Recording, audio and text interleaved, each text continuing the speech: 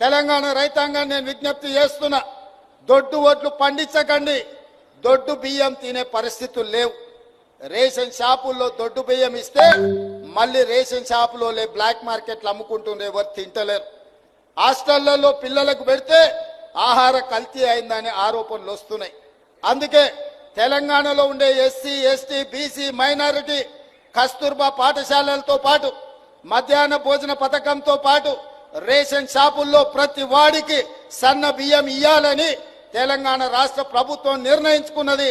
తెలంగాణ గడ్డ మీద ఈ నేలలో పండిన ఒడ్లే సన్న ఒడ్లు పండించండి, తెలంగాణ సోన పండించండి.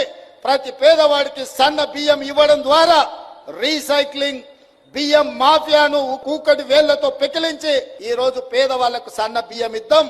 అందుకే తెలంగాణ రైతాంగానికి నా విజ్ఞప్తి, సన్న ఓట్లే పండించండి.